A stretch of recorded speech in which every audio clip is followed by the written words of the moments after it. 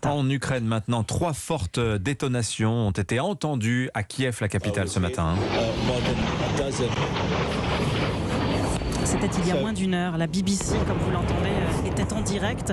Panache de fumée noire dans plusieurs endroits de la ville. Balais d'ambulance dépêchés sur les lieux des explosions. 10 minutes plus tôt, les sirènes d'alerte aérienne avaient retenti. On ne les avait pas entendues dans la capitale ukrainienne depuis que le front de la guerre s'était déplacé vers le Donbass. C'était le 26 juin dernier. Voilà, des explosions qui interviennent alors que Vladimir Poutine accuse l'Ukraine de terrorisme. Oui, pour le président russe, ce sont les services secrets ukrainiens qui sont responsables de l'explosion du pont de Crimée. Vladimir Poutine qui convoque aujourd'hui son conseil de sécurité. Ça promet d'être tendu, Nicolas Tonev. Et toutes les idées sont sur la table ce matin au Kremlin, dont peut-être des ripostes à nouveau sur Kiev, si cela a été le cas ce matin. Il faut imaginer le programme devant Vladimir Poutine, ses principaux ministres, les représentants des armées, des services secrets. Devant eux, l'explosion du pont de Crimée, les reculs militaires en Ukraine, une mobilisation qui tourne au fiasco, un 8e changement de général sur le terrain de la guerre.